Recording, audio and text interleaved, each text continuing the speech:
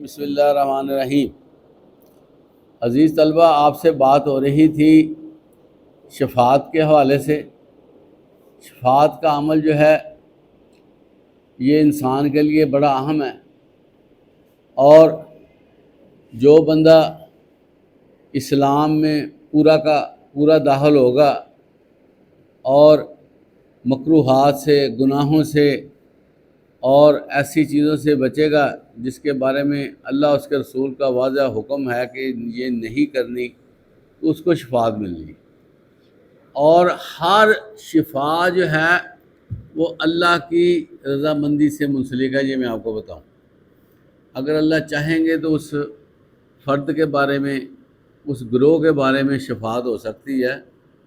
اگر اللہ کی اس بندے کے ساتھ، اس گروہ کے ساتھ رضامندی نہیں ہے تو وہ شفاعت کا عمل نہیں ہوگا۔ اس کے بعد ہے جی یعلم ما بین ایدیہم وما خلفہم، وہ جانتا ہے جو کچھ اس کے سامنے ہے اور جو کچھ اس کے پیچھے ہے۔ عزیز طلبہ، سیدھی سی بات ہے کہ اللہ تعالیٰ کی ایک طاقت ہے، اور اس طاقت کو اگر ہم نہیں سمجھتے تو ہم دنیا میں بھی ناکام ہوں گے اور آخرت میں بھی خسارہ پانے والوں میں سے ہوں گے۔ اللہ کی یہ صفت ہے کہ اللہ تعالیٰ جو کچھ سامنے ہے، جو کچھ پیچھے ہے، وہ جانتا ہے، اور اس صفت میں کوئی بھی بندہ، کوئی بھی زیرو شامل نہیں ہو سکتا۔ اور یہی چیزیں شرک پر مبنی ہوتی ہیں۔ جب اللہ کی یہ صفات جو ہیں ہم کسی اور جگہ پہ منسلک کر دیتے ہیں تو وہ شرک بن جاتا ہے۔ اب اللہ تعالیٰ کی یہ صفت ہے کہ جو کچھ ہو رہا ہے کائنات میں اس کو اللہ بخوبی جانتے ہیں۔ آپ کو یہ بھی پتہ ہے کہ قرآن مجید میں اللہ فرماتے ہیں کہ زمین پر گرنے والا کوئی پتہ ایسا نہیں ہے جس کا اللہ کو علم نہ ہو، اور جو کیڑا کالے پہاڑ پہ ہے اور خود بھی کالے رنگ کا ہے، کالی رات ہے، وہ رینگتا ہے تو اللہ کو اس کا پتہ ہے۔ اور جو کچھ اس کے پیچھے ہے، اس کا مطلب کیا ہے؟ عزیز طلبہ ذرا غور کریں کہ بندے نے کئی کام کیے ہوں گے زندگی میں، لیکن قیامت کے دن جب اس کو اٹھایا جائے گا نا، اس کو پتہ نہیں چلنا میں نے کیا کیا ہے۔ اللہ تعالیٰ فرماتے ہیں کہ میں تمہاری کوئی بات کو بھولتا نہیں ہوں، میں تمہاری ہر بات کو یاد رکھتا ہوں۔ یہ ہے اس کے پیچھے سے جاننا کہ جو کچھ تم کر رہے ہو نا، اگر کسی بندے نے سبحان اللہ کہہ دیا نا کسی وقت، اس کو دکھا دیا جائے گا، کیا خواہ اس نے اپنی عمر کے ابتدا میں کہا ہو۔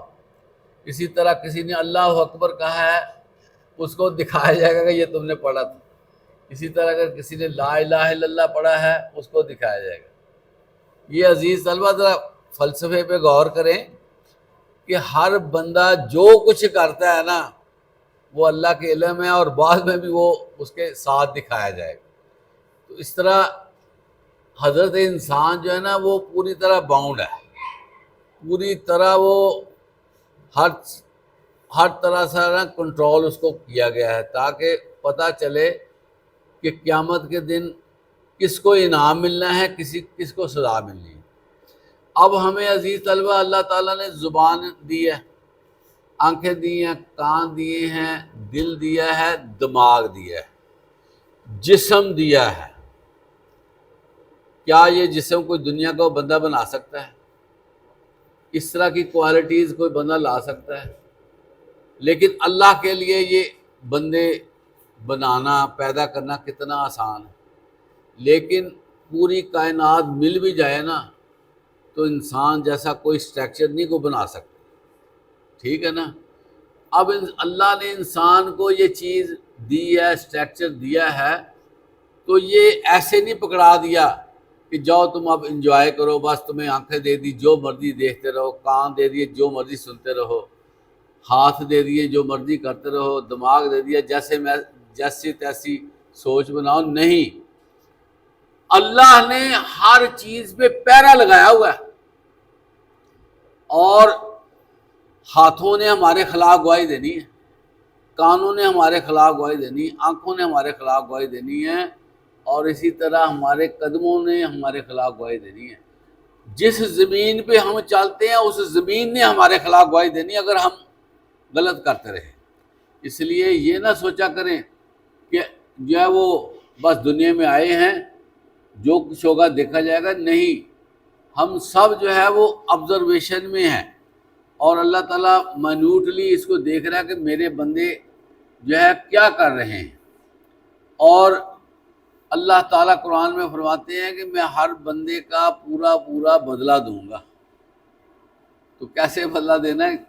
جو گراموں سے بھی آگے جا کر فرمائش ہے نا، گرام تو ہوتا ہے نا، کوئی وزن رکھتا ہے، گرام کا بھی اگر 1000واں حصہ کسی نے اچھا عمل کیا ہوگا نا، اللہ تعالیٰ اس کو دکھا دے گا بھی یہ دیکھو تم نے کیا، اور اسی طرح برائی کو دکھایا جائے گا۔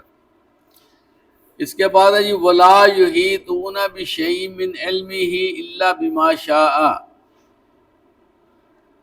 اور اس کے علم میں کسی چیز کا احاطہ نہیں کر سکتے مگر جتنا وہ خود چاہے۔ اس کا مطلب عزیز طلبہ یہ ہے کہ اللہ کی جو طاقت ہے نا، یہ بندے کو اتنی سمجھ نہیں آ سکتی، اسی لیے اللہ تعالیٰ نے خود بہت سی چیزیں ڈیفائن کر دی ہیں کہ یہ سمجھ جاؤ۔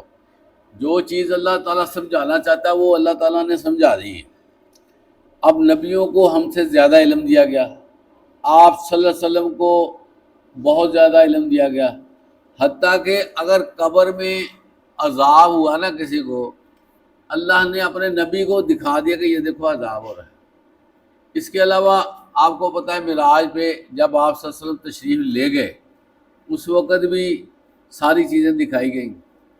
یہ اللہ فرما رہے ہیں کہ میرا جو علم ہے نا اس کا تم احاطہ نہیں کر سکتے مگر جتنا میں چاہوں تمہیں دکھا سکتا ہوں۔ اس لیے اس کو کہتے ہیں ایمان باللہ، اللہ پر ایمان لانا کہ جو کچھ اللہ تعالیٰ تو ہے جس طرح کا ہے ہمارا ایمان، اور ہم اس کو خریدیں گے نہیں کہ تو کس طرح کا ہے، ہم اس کو نہیں دیکھیں گے، جتنا تو بتا دے۔ ایک مسلمان کے شائنہ شان یہ چیز ہے کہ وہ اس چیز پر ایمان رکھے جتنا اللہ نے اس کو بتا دیا۔ اس سے بڑھ کر جو بات کرے گا نا اللہ کے بارے میں، وہ بندہ ڈیفالٹ کر جائے گا، وہ بندہ جو ہے نا پھر وہ جو اس کی نیکیاں ہوں گی وہ برباد ہو جائیں گی۔ اس لیے بعض لوگ جو ہے نا اللہ کے بارے میں باتیں کرتے ہیں، بعض لوگ جو ہیں ایسی چیز جس کے بارے میں انبیاء کرام کو بھی نہیں بتایا گیا اس کے بارے میں بات کرتے ہیں، جیسے حروف مقطعات ہیں، الف لام میم، الف لام را ہے، صاد ہے، طا ہے، یہ الفاظ اللہ تعالیٰ نے دیے ہیں لیکن اس کا معنی مطلوب کسی کو بھی معلوم نہیں۔ اس لیے آپ صلی اللہ علیہ وسلم نے بتایا کہ اس کے بارے میں اللہ بہتر جانتا ہے، اور ہمیں کیا سرائیاں نہیں کرنی چاہیے۔ یہاں سے ہمارے نقائص شروع ہو جاتے ہیں، یہاں سے ہمارا نا بربادی کا عمل ہوتا ہے جب اللہ کے بارے میں ہم وہ باتیں کر لیتے ہیں جن کا علم کسی کو بھی نہیں۔ اس لیے فرمایا جا رہا ہے کہ وَلَا يُحِيطُونَ بِشَيْءٍ مِّنْ عِلْمِهِ إِلَّا بِمَا شَاءَ، اور تم میرے علم کا احاطہ نہیں کر سکتے، میرے بارے میں دیکھ نہیں سکتے، لیکن جتنا میں تمہیں دے دوں۔ اللہ تعالیٰ ہمیں اس فلسفے کو سمجھنے کی توفیق عطا فرمائے۔ وآخر دعوانا الحمدللہ رب العالمین۔